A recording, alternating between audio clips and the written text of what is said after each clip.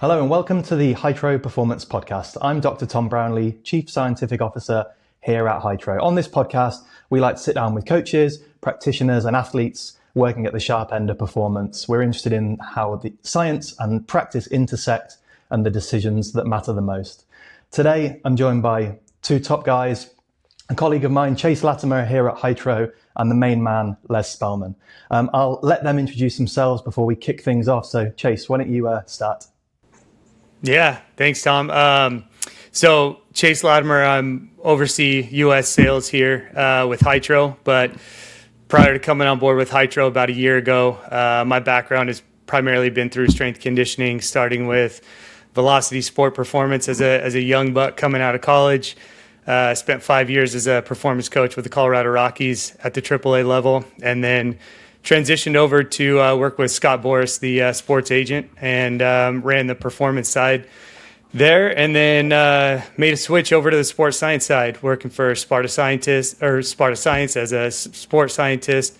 Les, I know we've kind of crossed some paths, both velocity, both at Sparta and whatnot, but so I was just talking to Brian Buck and Scott Sawasser, and yeah, it's crazy. But yeah, yeah, go ahead. It's crazy how small of a world it is, and like some of the foundations, like I've heard you talk about, like the importance of like the impact that velocity had at a young age, and like I was so lucky to have Lauren Lando as a mentor early on in my career, that just kind of like set such a good foundation, for the rest of my career. But so my background's really all strength conditioning, sports science, and obviously now with Hytro, running the sales on the U.S. front. So that's a story. Cool, and it's good to hear that it's a small world, as we know, and you've just said how you know Les a little bit, but Les, tell us a bit more about yourself. Yeah, I'll keep it brief because this is the part on the podcast that I like hit fast forward on typically. I'm like, I don't just tell me what I need to do today. Let's get to it. I coach speed and I'm a dad. I've really don't have that much like different experience. I've been coaching speed for 12 years and just in different environments. So I did 6 Olympics, 3 summer, 3 winter, and I've trained over 100 draft picks and 15 first rounders. We've also developed like a youth development model. We've got over 100,000 athletes tested and assessed, and 500,000 unique tests on those athletes over the course of a couple of years. So we've been collecting tons of data on what makes people fast, and we know a little bit about how to make people better. And that's what I do. I love it. Most of my work's been in soccer, as you guys would call it. But my background is actually track and field, so I'm honestly really excited to speak to you today and hear about all things speed. So let's get into it. So you've worked with some of the fastest, most explosive athletes in the world. When you look at those athletes, what makes someone truly outperform compared to someone who's just a talented guy or girl? Yeah, the first thing that they told us when we were young is that you got to choose your parents wisely. Very true. So there's a level of genetic potential. Like not every person has the potential to run a world-class like 9.9, 9.8 speed. I think most people have the ability to run relatively fast. Like, and in my world, that's like 22 miles per hour, 10 meters per second. Like I found that most people can do that. And we've done that in high school. We've even done it in middle school with 8th grade kids. They've run that fast. So, I think the first step is like everyone can be faster. Not everyone can be like world-class fast. So there's 3 different levels that I really look at when it comes to like if I were to build an athlete from the beginning using an AI model, ChatGPT, how do I build an athlete? It would be 3 levels. So the first one is structure. So structure is like how you're built. So if you're 375 pounds, it's very unlikely that you're going to be extremely fast. Like it's possible, but it's just very, very, very unlikely. Physics is against you. Yeah. So anthropometrics matter. If you're 70% body fat, like you're probably not going to be fast because fat don't fly. If you don't have any joint ranges of motion at the hip, the knee, and the ankle, you're not going to be fast. So there's a level of structure, and we've identified what those structural pieces are. and from the hip perspective, it's like flexion, extension, internal rotation, external rotation at the ankle, dorsiflexion, plantar flexion, and then there's a ton of other. But structure matters. How you're built matters. You're built bad, you're not going to be fast. The second thing we've looked at is kinetics, so forces, physical qualities. It's not purely technical. Like you can't just coach someone how to put their leg in a certain place and then they run faster. It's not how it works. So the three levels of that are the magnitude of force, so how much force their body can produce. Second, and probably the more important thing, is how fast they can produce that force. So if you can't produce forces fast, it doesn't matter how strong you are, right? And then the last part is the direction that we apply the force. And there's different ways to test that if we go down that rabbit hole. But there's really only those three levels of forces. And then the last piece of this is more of the kinematic or technical side of things, like where basically from the technical standpoint, it's kind of like if my daughter's in dance class sometimes, like, and if you go there and you see a bunch of like kids dancing, it's very robotic and it looks like crazy. But they have the ranges of motion, they have the forces, they have all those things. They just can't coordinate it into a dance yet. And they're working on coordinating it into a dance, but they just can't do it yet. That's the last piece of it, is the technical part is just like a dance. And there's different levels of assessing that. Like there's things that fast people do, there's things that slow people do.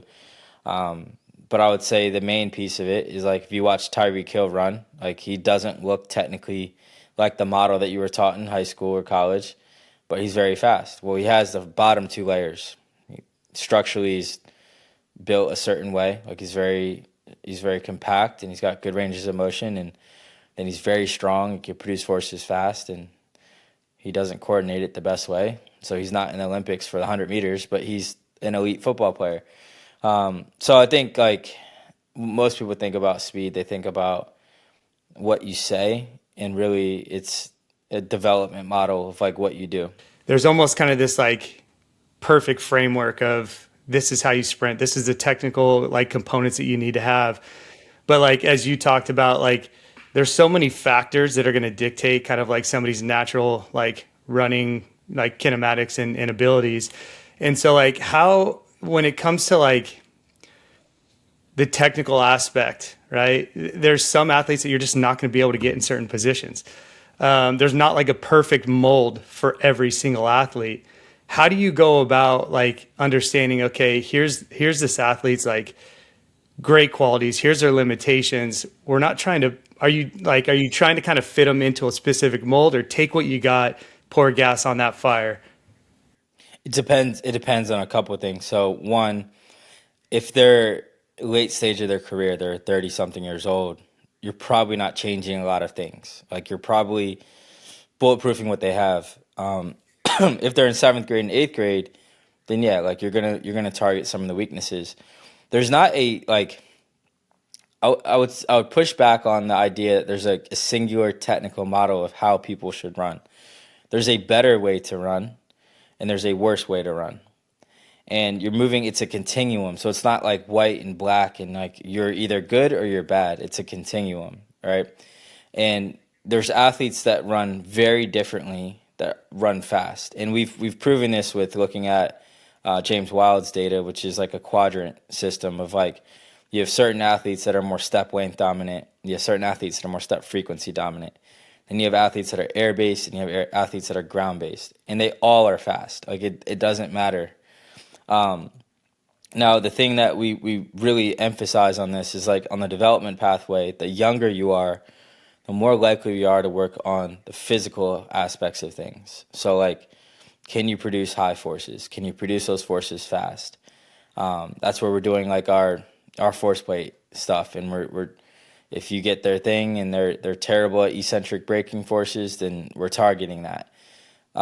As they get older, we kind of assume that like the way that they produce forces, the way they do things is a little bit more static.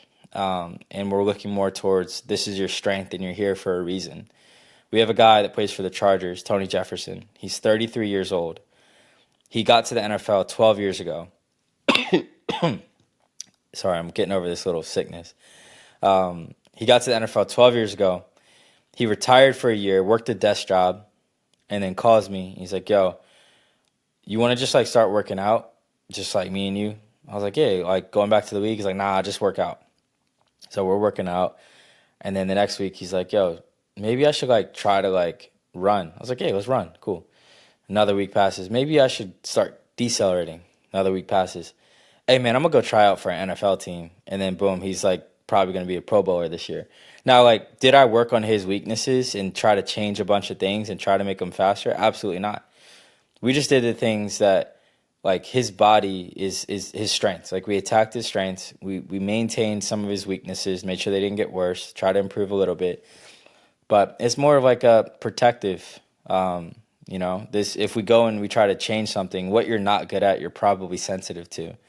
So if I go dose you with a bunch of like high velocity, high braking force stuff at 33 years old, we're probably going to run into an issue. So the earlier you are in that journey, the more we try to adjust it. Now, it also is seasonal. So I get guys in the off season. If you don't go to the playoffs and you play in the NFL, like guys are done in like 2 or 3 weeks from now, right? In the NFL. If you go to a Super Bowl, you're done February 18. That's a big difference. So if you finish in December, early January, and you come out, cool, we might attack some weaknesses. Or if you're a guy that got 10 snaps a game or P squad, we're going to attack it. If you're a guy that did 65 plays a game and you played 19 games, well, shoot, it's going to be different. So when it comes to like the development, I don't coach track. I don't work with any sprinters yet. So my model is based around the sport. And my model is based around what's needed for the sport and what the athlete actually, like what does speed look like for that athlete in the game. The point is that like we don't, there isn't a singular technical model. So then you go to the next level. There is a model, I would say, that is a better model for sprinting, which is athletes that can produce forces fast. So a lot of our work is more towards teaching athletes to rapidly produce forces versus like impulse time, like just produce force over longer periods of time. That doesn't mean we don't do that stuff, but a primary factor in running fast is ground contact, which is forces, and forces means you got to do it fast. In my experience, certainly back in the day, there was a lot of protectiveness over speed training with soccer players because coaches might think that it led to injuries or they were trying to protect hamstrings and stuff like that. And I couldn't agree with you more. If you want to get fast, you need to train fast, right? So maybe touching on that, but or more broadly, whatever you want, how do you balance that kind of adaptation and availability over a longer season? Because it's tricky, or is it just sort of increasing the dose and time? And what do you think about that? All right, so a couple of things. Just to touch on the last question, what do people do wrong? They try to teach. And a lot of this doesn't need a ton of teaching. Now, putting this in the soccer context, I didn't work in soccer until, well, I had one athlete, Katerina Macario, who's a women's player who's now like one of the best in the world. She was the only soccer player that I really had from 2013 until like 2019. And during that time, I was working in rugby. So I did the 2016 Olympics, and I did the 2021 Olympics, and then 2024 Olympics with the rugby sevens. So it's a relatively similar thing. In 2022, I started working with U.S. men's national team ahead of Qatar. And I was working with Darcy Norman, who's one of the best coaches out there. He worked at Bayern Munich, everything. And he goes, "Who's the speed coach?" And I go, "Well, like, me and you developed the speed program." He's like, "No, Greg is the speed coach, the head coach. He determines the speed work for the team. Because what's the thing they're going to do the most? They're going to play their sport. And when you manipulate spaces, you manipulate players, you manipulate rest periods, you allow for speed to develop over time. So the game is going to dictate the speeds, and your job is to basically potentiate and prep them to run fast in their sport. Is kind of the goal here. Like their fastest speeds came in 11v11, not in just our speed sessions. So what we emphasized was acceleration. So that is something that does need an external stimulus like resistance or a hill or something like that to develop the forces required to produce massive horizontal forces at the beginning of a sprint. So when we're looking at training with soccer players, we're like, what's missing from this? So if you are missing higher speed running, meaning like your coach doesn't allow high speed running to happen in in 11v11 or big open spaces, or your model doesn't develop it, then do it. So allow yourself to take 15 minutes in a warm up, let them hit 3 high speed runs to cover that base, and just keep that within every 7-day window. So like you got people running fast. But the thing that they're missing in soccer is the sport doesn't allow them to really start from zero and accelerate extremely hard, and develop that skill, but also develop the forces required to do that. And it's also the thing that determines a lot of games. Like the last play of the game is usually preceded by a hard acceleration and deceleration. Key moments of the game are massive acceleration spikes. So what we focused on ahead of Qatar was the ability to accelerate effectively, and we use resistance to kind of potentiate that, heavier resistance, and also it became kind of like a strength stimulus. So post men's national team, I went around to MLS clubs and kind of implemented the same thing. So we have them doing resisted running as a base of weekly, like a weekly diet, and then high speed running, like fast, above 90%, whatever your thresholds are. A few sprints a week as well, and just kept that throughout. When we put those two things in, injuries reduced by 30%, specifically hamstring injuries. Now there's calves and other things that happen as well, but sprint related injuries decreased by 30% across all the groups that we worked with. We took this to college football, same thing. We took this into rugby, same thing. So it's a protective mechanism against the high intensity components that happen in a game naturally. High speed running will happen in a game.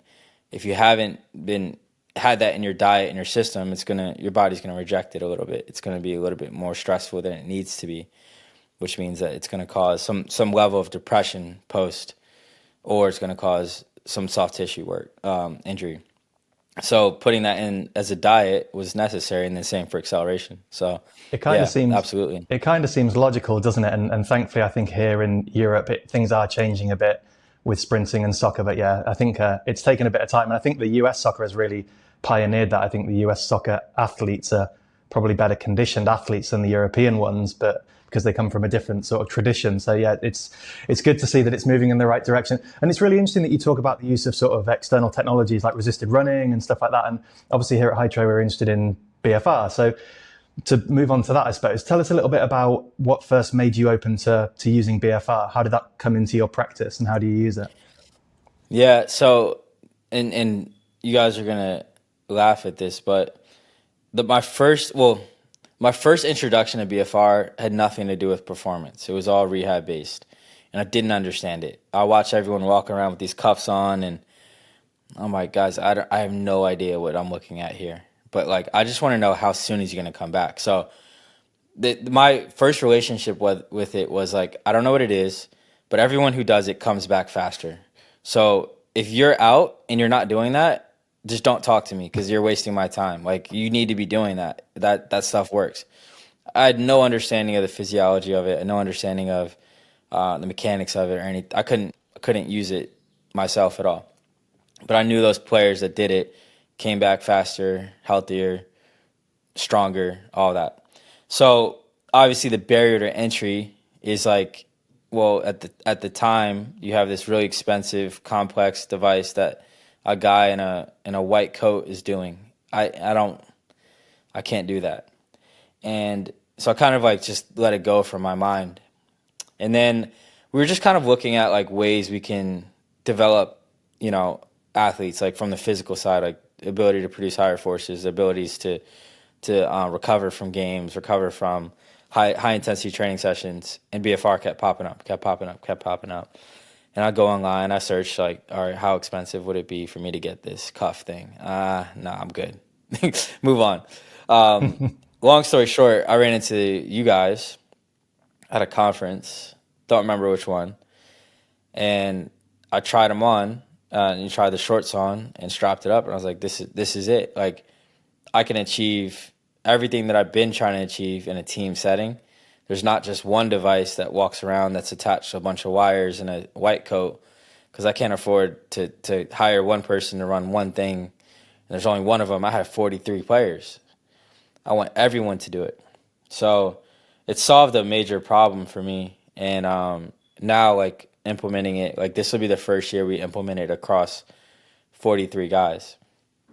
I have no idea what it's going to look like, and that's why I should be having you guys on my podcast to ask questions. But yeah, I'm excited, man. It's going to be great. And I feel like I've spoken a lot, so I'm going to bring Chase in here, and perhaps he can answer some of those questions for you. So, Chase, what have you been thinking while I've been grilling Les? Well, I mean, and I'm fortunate to where Les and I are going to have a deep dive a little bit after this and kind of dive into the weeds on how this integrates on a daily basis. Because I think that's one of the misconceptions. Unless I was in the same place, man. Like, I was a coach. I'd crossed over with BFR from a rehab standpoint, but it was so far out of my lens, I never thought about it in the context of a healthy athlete across this continuum of performance as it relates to like how we prep and prime athletes. And that's been a big one for me because, like, I always remember, we'd be late off-season training in January. We're working with baseball players who are not sprinters, right? But they've got to sprint. They've got to be able to produce forces, be able to, withstand high forces, braking forces, et cetera. And one of the things for me is, like, when we would get into January, we start increasing that stride length and we start getting that distance increase. And that's like, man, I hope our progressions were right, because that's where you're really going to find out. And where BFR really piqued my interest was our warm-ups, our prep work. Like, we want to really set the stage and make sure that these athletes are well primed, well prepped from an injury mitigation standpoint. And what BFR brings in terms of some of that upregulation of type 2 fiber recruitment, right? Being able to bring more soldiers to the fight, right? We want to make sure that they're functioning really highly and effectively. That tissue is activated and turned on. We want to heat it, perfuse it with blood, and so forth. And, like, to your point, like, you guys are trying to potentiate guys so that when they've got to go sprint, they can do it at a high level, and we're protecting against injury. And so that's always been one that for me was, like, really resonated just on the preparation side. And then we can look at training and in recovery. And so I know we'll talk about this some more, but, like, when you think about how this can integrate, whether it be in season, combine prep, are there some kind of key aspects that you're really interested in where you feel it can have a big impact in what you're doing for your athletes?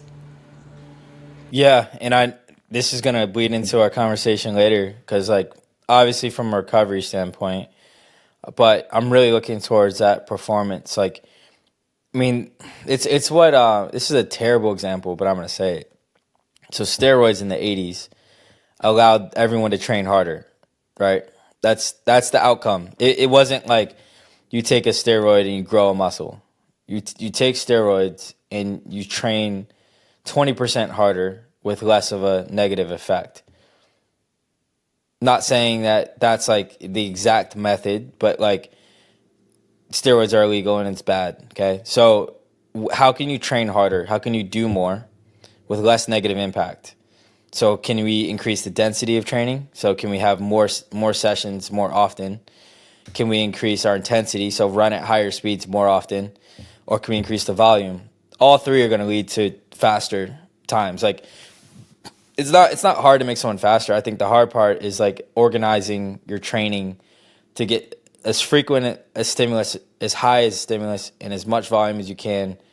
Not, like, don't do, like, crazy amounts of volume, but, like, we need all three to create an adaptation. You have to overload. When you overload, you run a risk. You run a risk of soft tissue, burnout, those types of things. You can't get faster if you just run 1 rep a week, right? There's a level of volume. So what I'm interested in solving is finding a way that BFR can allow us to do more with less impact, so more efficiency. And that's the question that I have back to you guys is how the hell do I do that? Yeah. Yeah. Yeah. And I mean, we talk about this a little bit, but BFR is a bit of a Swiss Army knife. And sometimes in training with BFR, whether it be a top up at the end of a session, et cetera, we are trying to kind of spike that anabolic response. And also though that goes like kind of misunderstood is there's a recovery aspect to that.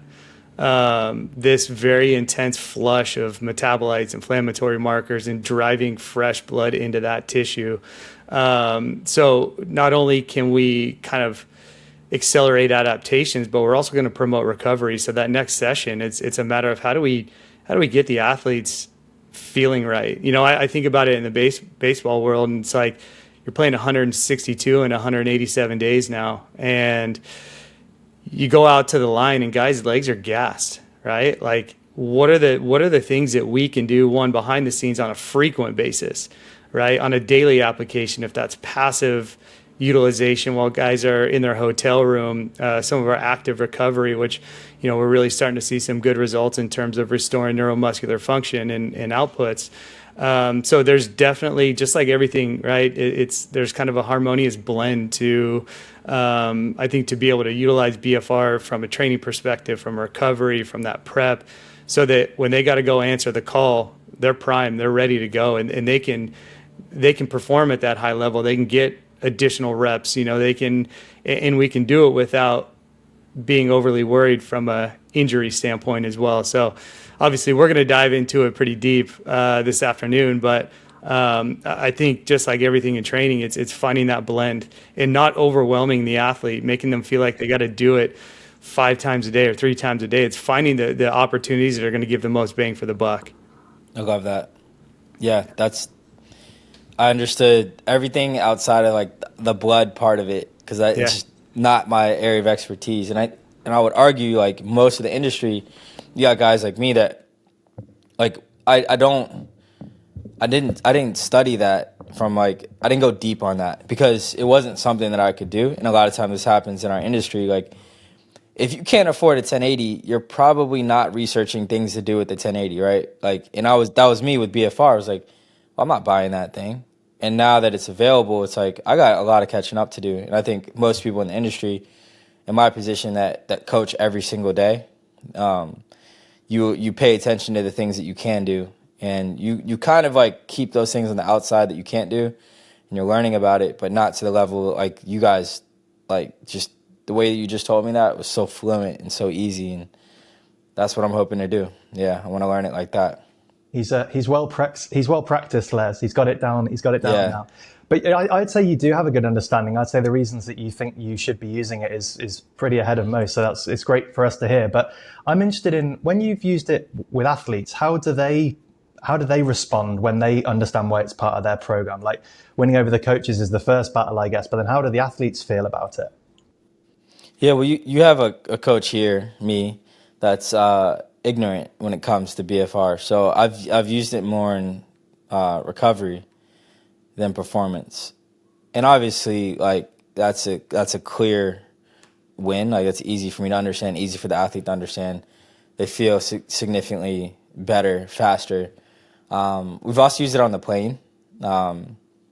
That's been super helpful. I know that the women's rugby team was doing some I think they had Hytro as well, and they were doing it for their travel, and it got really good feedback from the girls.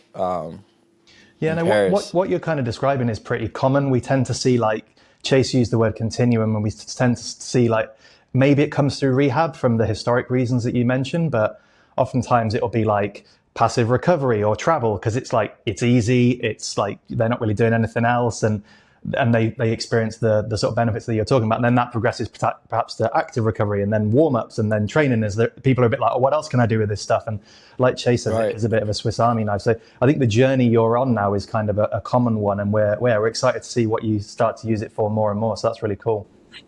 Yeah. No, I think too, Les, like, you know how it is. Like we use ourselves as our own kind of test dummies to test out things and experiment. And I had found that like the more I used it, the more I started to kind of test the boundaries of, well, I feel really, really good after I use it after, and just in my normal warm up. And that's the thing is like, how can we create just a seamless application where you're not changing your program, right? Keep the thing. How can we integrate it in a way that doesn't take away from the flow of the training session, but we can still get that response that we're looking for? So like you take your normal warm up, you don't change it at all. You're just strapping in for 3 to 5 minutes, 1 to 2 minutes off. And we're going to see significant benefits in terms of how the athletes feel, how they're prepped, how they respond. And we didn't have to do anything. We didn't have to change anything. It's just being able to, from a warm-up prep standpoint, integrate it seamlessly within the existing protocol. And then from a recovery standpoint, what are the athletes already doing that there's opportunity to add this to it? If they love the cold tub, let's get them with BFR in the cold. If they hate the cold tub, let's find a different opportunity. Maybe it's a guy that likes to just do some mobility, some stretching, some foam roll, soft tissue. We can integrate it right there and get that stimulus. So we talk a lot about habit stacking, and I think at the end of the day, it's a matter of not overwhelming the athlete, trying to find those opportunities that fit into existing habits and just stacking those together so that we can get that dose frequently, so that, to your point, Les, when it's time to go, you can go. Right. No, I love that. I think I'm excited to dive in. Yeah, and I think what's really exciting for us as well is I kind of spoke through that continuum there from like recovery, warm up, adaptation and training. And that's kind of like, there's so much research out there on BFR, which is great for us because it's easy for us to sort of say, well, we know that this works. That's the kind of science stuff. But I'm interested in, you obviously work in a performance environment. Do you feel that those performance environments are becoming more scientific? We spoke a little bit about technology and stuff like that. And are they becoming more science-based or more sort of human-based? Because I know that the psychology of things is growing and growing in performance environments, or is it a bit of both? Yeah, it's a bit of both. Like it depends, like culturally. So this year, I went to Manchester, I went to Germany, I went to Prague, I went to Mexico, and in the U.S. And everyone's different. Like the English Premier League teams are continuing to push the science and find the cutting edge things and spending the money and the budgets on that, whereas the Mexican teams are probably like a few years behind us in the U.S., but they're getting the similar results just doing like culture and team-based stuff. So I don't know. I mean, I would say personally, I think that just in our hiring, like for Combine, we find people that know the technologies, they know the science, they write papers, and then you ask them to run a warm-up, and the human connection piece is missing.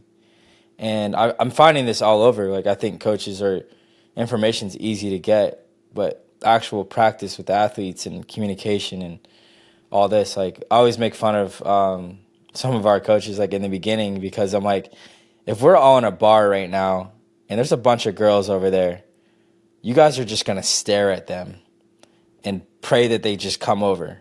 And like, there's no like interaction. There's no like whatever, or like you're going to write like a tweet about it or TikTok and expect they're going to come over. Like they're missing just walk over there and introduce yourself. How you doing? Can I buy you a drink?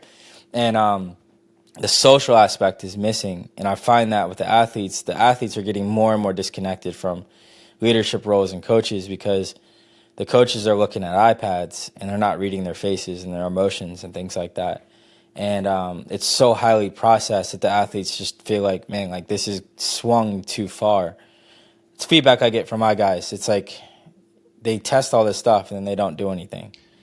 Yeah, that makes athletes really upset, you know? I think it's a really good point. And when I lecture undergrads and loads of them want to work in pro sport, one of the top tips I give them is go and get a job in a restaurant, waiting tables, go and get a job in a bar, go and get a job in a shop. Yes. Because you learn how to deal with different people and de-escalate issues and be nice to people and earn tips. And yeah, you're right. It probably is that blend, isn't it, of the art and the science, because you need the book smarts to a point, but unless you can get your point across, then no one really cares, do they? Yeah, you hit the nail on the head. You have to work in a service-based industry to understand. And because coaching is a service-based industry. So like, we were just talking about this with our coaches today. Like, you have a coach that walks up and says, fill out this wellness sheet. And it's like, okay, well, did you ask him how he's feeling? Why? Hi, my name is this. Like, what are you into? Like, we're missing that. We're missing that. And it's getting worse, and it's getting worse, and it's getting worse, and it's getting worse. And Les, just to follow up on the sort of idea of coach development, something I'm sure we're all sort of passionate about. If you were advising a young coach today, what do you think that they should spend less time chasing and more time mastering? Well, I think there's a inverse correlation between learning technology first and being successful as a coach.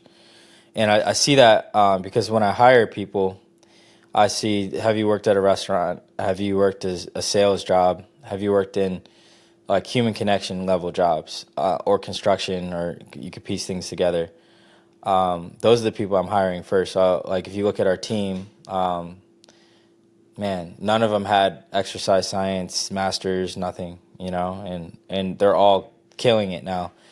I would say that the main thing that they should do is coach athletes, and the thing that they should do last is do technology. And you should go a year with no technology. Like, this is the mistake that I made in the beginning, is that I would bring the interns in because we have a clear model to success. Like, we have you intern, you work hourly, you make a salary, and then we kick you out and give you your own speed lab, and then you go run your own business. That's the pathway. We don't want you more than 2 years because then you get too expensive. So go do your own thing. And that pathway, in the beginning, this is the way I looked at it. I said, okay, this is a force plate, this is a 1080, this is a GPS. Know these three things before you can coach. And that's the way I did it. And you know what it did? It paralyzed them. They were so used to looking at a screen. When I said, hey, go ask that athlete if they're doing okay, they were like, they couldn't do it. So I think now where I'm at is like, the first thing to do is coach 20 hours a week, every single week for a year. That's going to teach you more. And no technology. You don't need GPS. You don't need force plates. You don't need a test. Just coach 4 hours a day. That's it. 4 hours a day, 5 days a week. Yeah, it's funny, isn't it? I, again, have these undergrads who are really keen to get experience, which is really cool. And they'll sort of say, oh, can you get me in at Liverpool or at Man City or at Arsenal? And you say, you don't really want that. You want to go to like the local little team where you can go and do everything and make mistakes. Yes. And it's a bit like you say, if you want to get fast, you need to run fast. If you want to be a good coach, you need to coach, don't you? It's not about the tech. Exactly. Like, coaching youth is way harder than coaching pros. Coaching pros is incredibly simple. And it's the easiest part of the year. The hard part is the middle school kids or the youth kids. Like, that's where you learn. And like early on, I just practiced with them. And I also coached adults, which is a key thing. Like, you got to learn hospitality. You got to learn service. You got to learn how to win friends and influence people. Dale Carnegie. You have to spend time like servicing people. Like, it's different when you lay out a mat and put a towel and put a foam roller and walk them through than just tell them to run 2 laps. Like, there's a difference, So the little service things that make people feel like it's a $10 million experience change the whole thing, because their perception becomes a reality. Like, I'm the man. Like, I'm here, and you start making them feel like that. A lot of coaches kind of treat it as it's their thing. They're the superstar. They're the ones on Instagram. They're the ones that are building the following. They're the ones that are famous. Like, athletes don't like that, So yeah, no, I couldn't agree more. And I'm so glad we're aligned on the service industry thing. I'm going to tell all my students that I'm not the only one that thinks it. Okay, unfortunately, we're going to have to start to wrap things up. So, Les, going into the next combine window, what one thing are you most excited to be bringing BFR in for? Yeah, okay. Well, let me give you, I know we're out of time, but I have to set the context of the situation so it's clear. So now we have we have 2.5 times the guys we've had in the past couple of years. There's more guys. They're also higher rated, so they're first round, second round. And the college football landscape is pushing into our training time. So we have short windows, we have more players, and we have higher caliber players, so higher risk.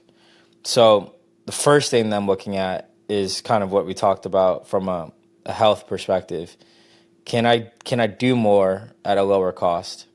And the second thing is, from a performance side, is can this aid in something on the physical side that allows them to produce higher forces in shorter time frames? So those are my two hypothesis questions. And another contextual thing is that every single year I introduce one new thing. And that one new thing, we research, we study, we go deep, deep, deep on. And we learn it all the way through. And we create a hypothesis, and we do the scientific method, and we test it and test it and test it. So in 2021, we did GPS. 2022, we did force plates. In 2023, we did 1080. In 2024, we did weight vest loading, like a 10-pound weight vest. Last year, we did assisted running, and this year we're doing BFR. So I don't know, to be honest. It's just that's our hypothesis going into it. And then by the end of it, we figure it out, and then we talk about it for the other 9 months of the year. Cool. Well, I look forward to getting you back for part 2 to see what you find. Yeah, absolutely. So, yeah, let's do it. Well, thanks so much for your time today, Les. Unfortunately, as you say, we've run out of time. So that's all today for our Hytro Performance podcast. Thanks very much for tuning in, and be sure to follow along for more performance insight next time. So thanks, Chase, and thanks, Les. Let's do it. Yeah, thanks, Les. Thank you.